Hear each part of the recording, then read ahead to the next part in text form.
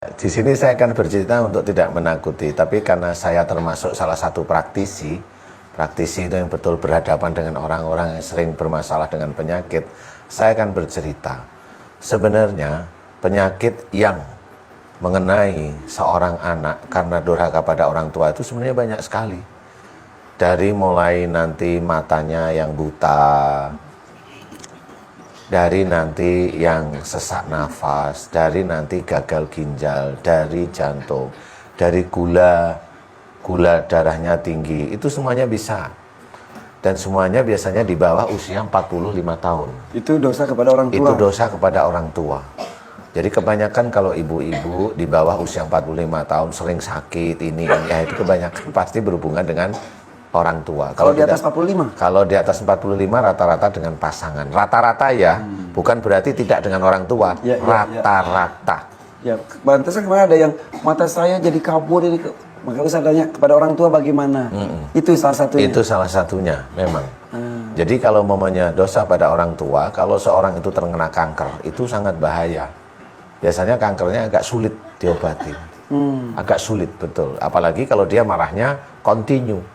Bertahun-tahun itu marahnya kontinu dengan orang tua. Nah ini yang agak sulit diobati oleh teman-teman dokter. Betul. Tapi kalau memang itu kankernya disebabkan karena marahnya dengan pasangannya, dengan suami, atau dengan istrinya, insya Allah kemungkinan besar 50-50, 50%, 50%. Itu dengan suami. Karena memang saya meneliti seperti itu. Kalau dengan orang tua sulit. Apapun kalau dengan orang tua sulit. Dia kena radang otak, umurnya berapa? Di bawah 45. Saya hanya lihat orangnya, oh dia emosional, satu lagi, yang kedua adalah dia tidak bisa dinasihati. Orang ini bisa meninggal. Kalau saya melihat, bukan, ya ini prediksi aja, tetapi memang kenyataannya seperti itu. Ya. Orang ini kena apa? Kena kanker serviks. Lihat orangnya, orang ini susah dinasihatin. Umurnya masih 30-an.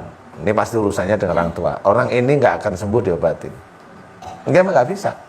Mau diobatin dimanapun nggak bisa. Kecuali dengan permintaan maaf. Kecuali dengan mohon ampunan kepada Allah Ta'ala, tahu kesalahannya di mana, kemudian minta maaf sama orang tuanya setiap hari, setiap saat.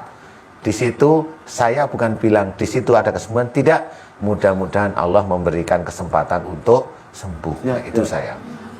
Nah ini memang sulit dan menakutkan. Tetapi yang menakutkan ini nanti semudah-mudahan bisa menjadikan kita kembali ke jalan Allah. Iya kan?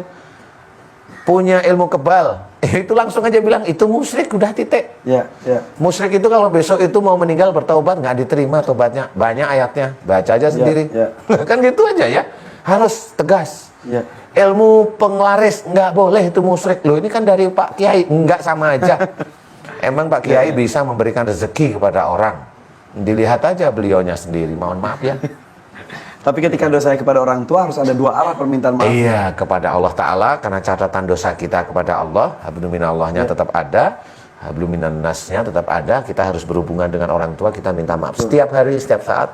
Mudah-mudahan dari ketulusan kita, mudah-mudahan tobat kita diterima oleh Allah, itu kuncinya. Bahkan ada kisah Nabi juga menyebutkan salah satu sahabatnya meninggal sangat sulit sekali, ternyata dia punya dosa kepada ibunya. Sampai akhirnya ibunya memaafkan, dosanya baru deh. Itu sama. Betapa ya. Sama, memang betul begitu. Itu memang terjadi karena saya sangat sering sekali menemukan itu. Sama juga. Seorang orang tua nggak bisa meninggal karena Pak mikirin anaknya belum nikah-nikah, nggak meninggal. Ada juga, ada sering begitu. Nah itu karena si orang tua ini sebenarnya sudah waktunya, tapi dia mikir masih duniawi, nggak meninggal. Nah sekarang gini Ustaz, kalau anak dosa kepada orang tua harus mohon ampun kepada Allah dan juga meminta maaf dengan tulus pada orang tuanya. Jika sebaliknya orang tua keburu berdoa atau bersumpah serapah kepada anaknya, keburu terucap, apa yang harus dilakukan oleh orang tua supaya dianulir gitu? Iya sebenarnya ada banyak.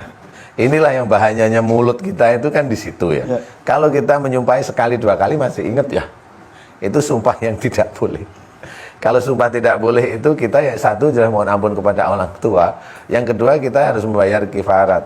Jadi membayar kifarat boleh dengan memberikan makan kepada 10 orang du'afa, berikan pakaian pada 10 orang du'afa, atau puasa 3 hari untuk kifarat sumpahnya kita. Memang itu tidak boleh. Kalau satu lah, kalau kita nyumpahin itu ratusan ribuan, emang ingat ya.